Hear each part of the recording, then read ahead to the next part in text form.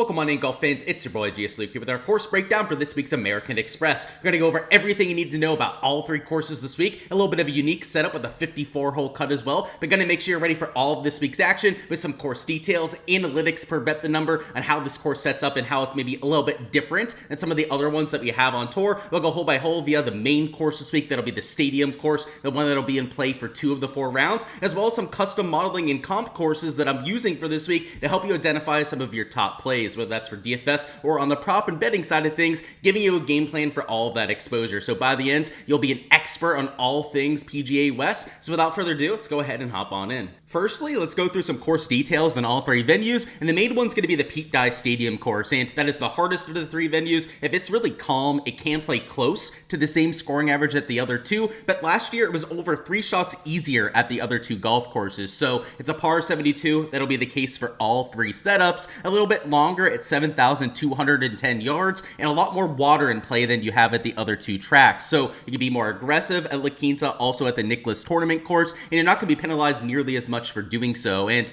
at this course, you've also got some tricky greens around the green shots that truly challenge the players, whereas Nicklaus and also La Quinta are more so set up for resort style guests. So for you and me to have a good time around it, this is a true PGA Tour level golf course. So you got 1.5 inch rough, not really a big factor there. POA overseeded greens, which we're gonna have overseed for all 3 golf courses this week. So that'll be one of the key stats we're leaning into. But even at this golf course, it does typically play a half a stroke to even a stroke and a half under par. So you're going to get some good scores out there. Maybe not just the -5s to -8s that we're used to at the other tracks, which are also par 72s, a little bit shorter in both cases. So first off, we got the Nicklaus course here on the left at 7,147 yards, but played -3.7 last year. And under calm conditions, especially with receptive greens, you're going to see these guys tear up that sort of a track. They've got the 4 reachable par 5s, a few drivable par 4s as well, and greens that are large and not as difficult as what you have at the stadium. And if you go over here to the right side, you've got La Quinta, which is even shorter at just 7,060 yards.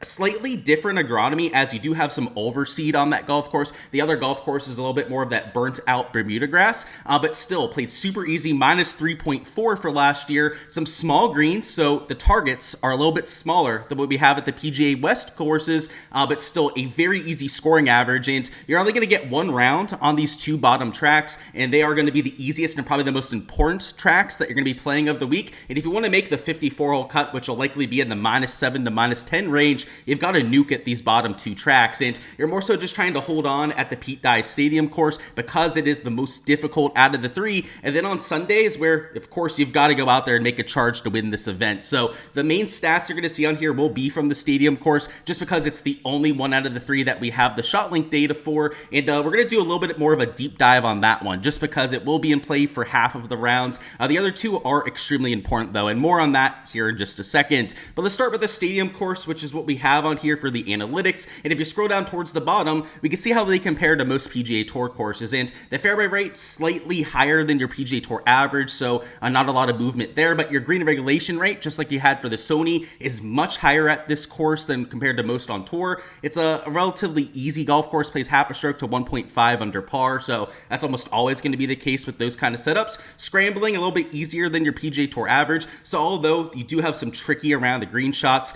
kind of like we had at Waialae, even then it's still a little bit easier than your PGA Tour average. You don't really see the around the green difficulty ramp up at, courses with difficult greens as much as what we have with courses with 4 to 5 inch rough around the green. When we get to that time of the year where we've got burly major championship kind of conditions, that's where the scrambling rate drops to like 45 to even 50%. So not the case this week. Only in that 1.5 to maybe 2 inch rough in spots is not going to challenge these players all that much. And the birdie rate much higher than what we're used to seeing at 4.47 per round. Bogey or worse rate down at 1.88 per round. So pretty much most metrics we're seeing on here are at least PGA Tour average, if not much easier than the PGA Tour average. And you can continue to deep dive on here, but in particular, the par 4s are a lot easier than what we usually see on tour. A few of those drivable par 4s has a lot to do with that, but the par 3s still hold up, especially on the stadium course where you have water in play for most of those par 3s. It's a good setup. I would say it's getting easier as the years went on. When it first got out here on the PGA Tour, the stadium course was probably the hardest that you had on all the PGA Tour schedule, but with technology getting better, these guys hitting the ball even further off the tee, the 7,200 200 yards, which used to really challenge these players, no longer does so. So it's still the most difficult out of the three at minus 0.58 last year. But look at the bottom two, and this is why I really want to point these out, because, you know, of the cut line rounds, of the first three, 2 of your 3 are going to be on these other golf courses. So when we're modeling and we're trying to find our best DFS plays of the week, I would argue that going low at these 2 easier golf courses is even more important than what we have at the stadium course. And sure, it is in the play for most of it, and of course on Sunday, which would be the most decisive of all 4 of the rounds. But taking advantage of a golf course that's playing -4, posting a -7 to -8 rounds can pretty much dictate whether you're making the cut or not right there alone. So the scoring average on those courses is extremely low, as you would imagine. But look at the birdie average, 5.64 per round at the Nicklaus Tournament course. La Quinta Country Club played to a 5.21 average, and a lot of those birdies came on the par 5s,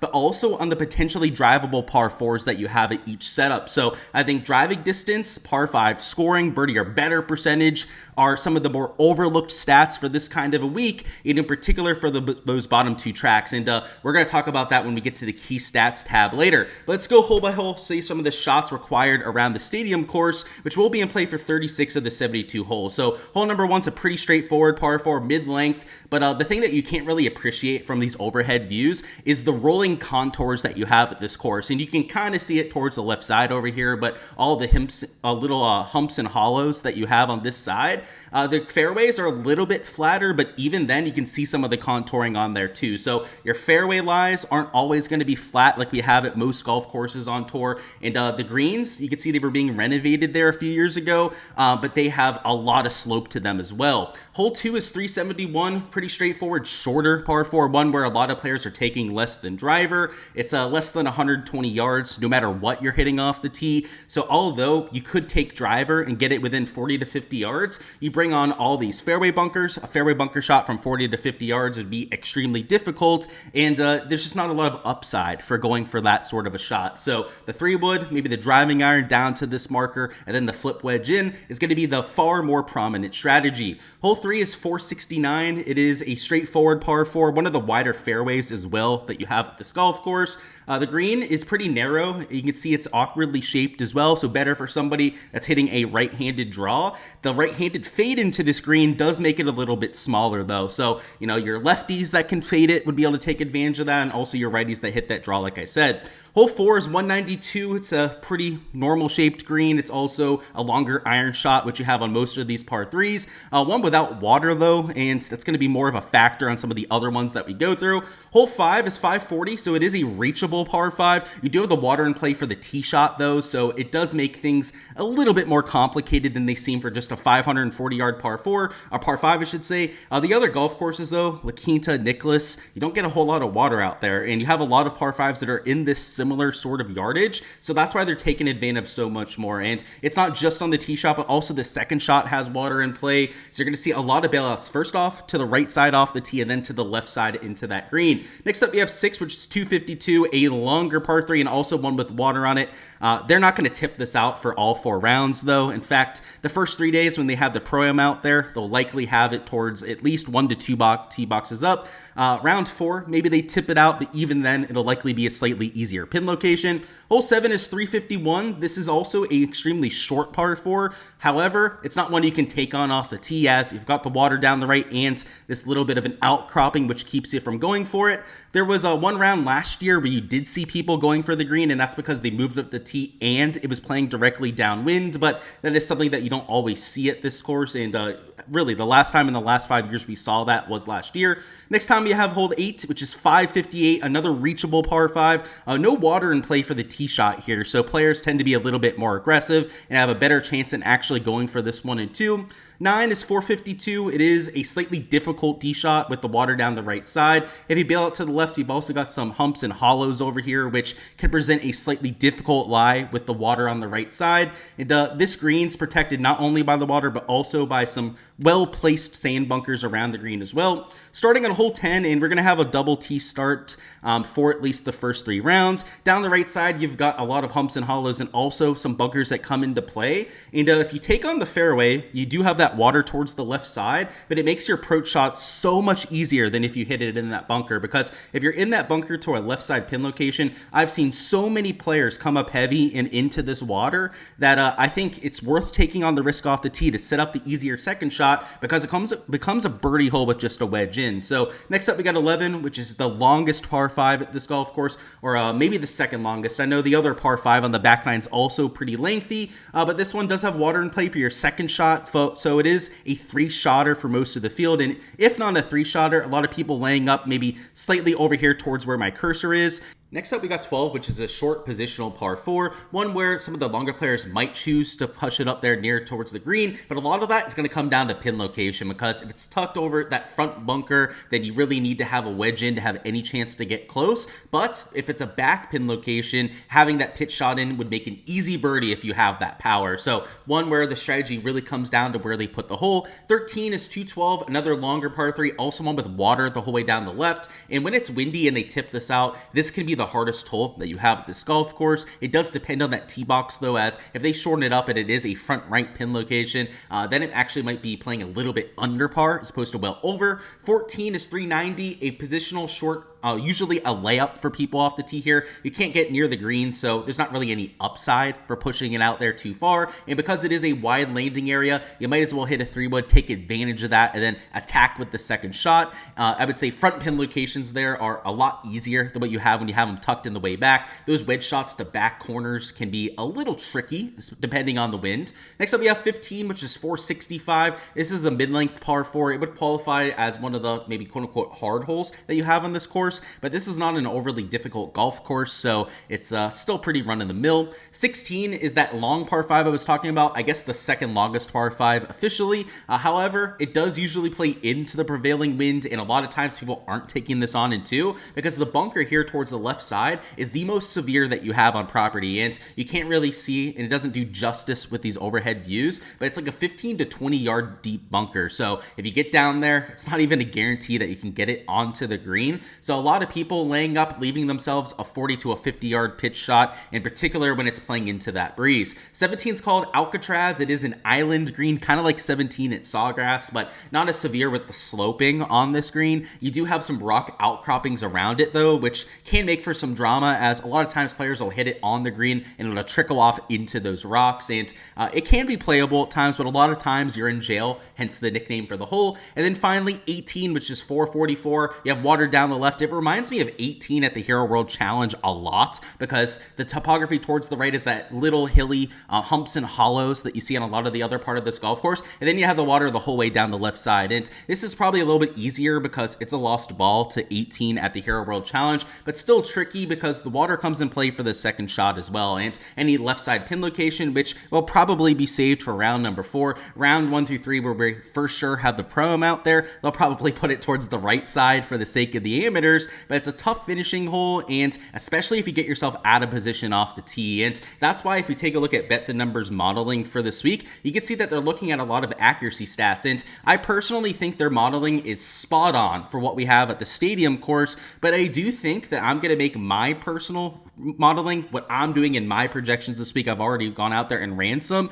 is looking at some driving distance stuff and some par 5 scoring stuff because of the other golf courses too. So let's go through what Bet the Numbers looking at, and then I'm going to add some stuff on top of it that I'm also looking at to make our modeling a little bit more well-rounded for all 3 golf courses. So let's start with BTN. So BTN's got distance from the edge of fairway on there, and that's a good way to see, guys, that when they miss, are they missing really far offline, because we have all that water in play around the stadium course, and every time you hit it in there, it's almost a for sure 2-shot penalty. You've got Takumi Kanaya, Russell Henley up there towards the top, Daniel Berger, Siwoo Kim, David Ford, that are all also towards the top end of your driving accuracy stats. And we could use driving accuracy if you're looking for that sort of thing, but I think using distance from the edge of the fairway is a little bit more of an accurate measure for doing so, because you've got some of these guys that might be quote unquote missing a fairway in the intermediate or just by a yard or two that have a much better chance at hitting some of these wide landing areas at PGA West than some of the guys that when they miss are missing by 20 to 30 yards. So I like what they're doing on that angle, and I think especially for the golf course, which will be in play for 36 of the 72 holes, that's a really good look for this kind of a week. You've also got shots gained gained approach on there, always going to be a key cornerstone of any analysis that you're looking at, and I like that they have that kind of form over the last 24 rounds in there as well. Your number one player in the field would be a Scotty Scheffler, Rico Hoey, Siwoo Kim, all stripers that we'd expect to see in that top 5, but anyone that's gaining, let's say, over 0.35 shots gained per round is going to get a pretty significant bump up in not only the bet the number model here, but also what I'm doing personally. And I've got the last 24 rounds, last 12 measured rounds in the modeling that I'm using. And then also, like you can see on here with bet the number, I'm looking at some of the shorter proximity buckets as well. And this is going to be especially valuable at the stadium course, but also in some of these other golf courses like La Quinta and the Nicklaus course that are even shorter than what you have in the stadium course. So I think a lot of people would look to some of the more short positional par 4s at the stadium and kind of having like obvious understanding of why we're looking at these sort of metrics, but it also fits with those other tracks as well. So on top of just form over the last 12 and last 24 rounds, I'm also looking at 150 yards and in. And some of the best players in this field that we have a big sample size for would be players like a Chris Kirk, a Dylan Wu that we've seen on tour for the last couple seasons. Scotty Scheffler showing up there once again, but Scotty's just in another league of his own. He's pretty much going to be top 20 no matter what stat category we're looking at. But even some of these DP World Tour guys like a John Perry, a Hao Tong Lee that excel in that proximity bucket, Brant Snedeker, Seamus Power, a lot of names that we would expect to see hitting their wedges well. We always see them playing well at these shorter, more positional golf courses. You're seeing here as well. So it's not just the eye test, but also the stat test that is being backed up on these sort of players. Brian Harmon, Jacob Bridgman, Ricky Fowler's always been good from 150 yards and in, are worthy of an extra bump up this week. I'm not going to completely ignore around the green, but I will say that around the green is by far the lowest weighted key stat in my modeling for this week. And it is in the bet the number model, but it's also the least weighted that they're looking at as well. So you want to have it in there. It's still useful in the par 5s for scoring and getting birdies there. Maybe on the drivable par 4s, you could use it there as well. But with a winning score likely in the minus 20 to even minus 28 range, like we've seen at this course, it's not something that you want to be weighing super heavily whatsoever. We're also looking at putting from 8 to 20 feet. That's something that Bet the Number has on there, especially at a scoring golf course like this that can sometimes become a little bit of a putting fest. You want guys that can make those putts that are key separators, and 8 feet is the 50-50 rate. So you're looking at putts that are made less than 50% of the time. If you can make those at a higher rate than some of your peers, that's the way that you can gain shots gained putting to the field. And we usually see shots gained putting being one of the more important categories at this event because of the kind of low scoring that we're expecting. So guys like Nico Echeverria, just one of the best putters in the world, by the way. Same thing with Harry Hall up here towards the top. You would expect to see them separating on this sub 50 percenters, and of course the stats back that up, but you want to bump these guys up as well. And something that I'm also personally looking at this week would be putting on the POA Overseed, because we have it at all 3 golf courses. So that's something that I'm adding on top of this 8 to 20 foot range. Also, just regular shots gained putting over the last 12 and last 24 rounds, I think would be extremely useful here. And then the key stat that Bet the Number has in here that I actually have the weighted the most out of any key stat this week is birdie or better percentage. And they're looking at it over the last 24 rounds. I'm doing the same thing in my analysis, but guys that can just make more birdies than their peers are first off going to be great for DFS purposes, because that's the main thing that's contributing to your DraftKings score, but it also gives you a legit chance to actually finish in the top 5, top 10 here. I mean, a top 10 this week might be minus 22 or better. I mean, it's literally that sort of golf course where you've just got to go batshit low to have any chance of finishing in that top 10. So guys like Michael Brennan, Scotty Scheffler showing up once again, and Scotty, of course, plays the hard golf courses. So this 27.4% is even more impressive than a lot of the other guys we have around them. But Kurt Kitayama recently, Patrick Rogers, Michael Thorbjornsen, Harry Hall, Chris Ventura have all been really making a lot more birdies than their peers, are all worthy of a bump up there as well. And a couple other things that I'm personally looking at this week that we maybe don't have on here would be driving distance. I want some par 5 scoring as well, and that's especially useful at courses like La Quinta in the Nicklaus course. Those tracks have multiple potentially drivable par 4s, so that's where that distance is going to really come in handy. And if you take a look at the birdie rate on the par 5s,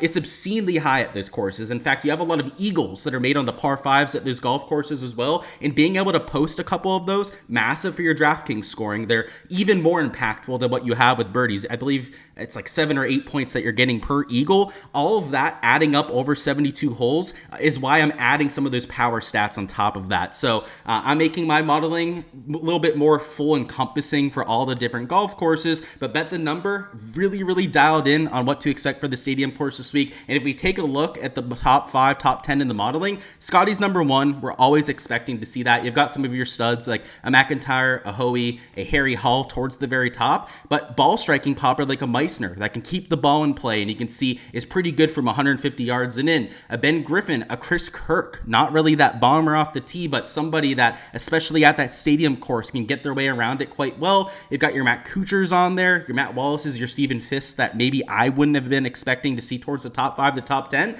that I might need to go out there, deep dive, and see if that course fit at the stadium course makes them worthy of even taking in the outright or top 10, top 20 markets. So that's what we've got for key stats this week. In terms of comp courses, guys, there's actually not a lot that I'm looking at just because we do have the 3 golf course setup and they're all kind of unique. And there are a few other 2 to 3 golf course setups that we have in the PGA Tour, but they're not really all that similar to what we have here at the AMEX. So just keeping the combined course model, it's already complicated enough having 3 different courses they have to go out there and account for. And I think simplifying things, keeping your life a little bit easier on a week like this is always a good thing. Alrighty guys, that is all I've got for the course breakdown this week. Go ahead, smash that like button if you guys haven't already. Also go ahead and subscribe to the channel so you guys don't miss any of the content to come. And for a chance to earn a free month on my Patreon page, which is where I'm posting all of my modeling, all my projections, bets, and props over for my members, make sure to give me the winning score for this weekend. It'll be on a first come, first serve basis. The first person to guess the correct winning score will win a free month access to everything I have over there. So go ahead, claim your score before anyone else ends up stealing them from you. Best of luck with all the exposure that you guys end up getting to, whether it's in DFS. I hope that we can take down some contests. I hope to see you guys towards the top end of those leaderboards, whether it's with our outrights or on the prop and the betting side. Let's add to the bankroll on top of what was already a really good week number 1 and have ourselves a season. We were into the profit both for DFS and on our props for the first week, so we're looking to keep that momentum heading throughout the rest of 2026. If you guys want to join and get all my analysis this week, I already have a full spreadsheet up on my channel with my modeling, projections, made cut rates, shots gained metrics, course history, you name it. Literally everything you could possibly need to research the field. All of that is already on my Patreon page. You already know how you can win it for free by getting that correct winning score, but if you want all of those tools for this week's event, make sure to check out the link in the description. There's a link down there to join the Patreon page. Golf DFS tier is how you guys get the spreadsheet with all that research stuff that I was talking about before. Prop and betting tier is how you guys are able to tail all of my exposure for props and bets. So highly recommend joining if you guys haven't already. It's we're really looking forward to this 2026 season, and by far the best resource in this golf industry. Whether you're playing DFS or on the prop and the betting side, I promise you won't find better bang for your buck on any other websites, and you get my research and you get to pick my brain on anything that you're curious about as well. So again guys, appreciate your support in the channel. Smash that like button if you guys haven't already, and I'll see you guys for the DFS and the betting preview, which will be dropping on early on tomorrow morning.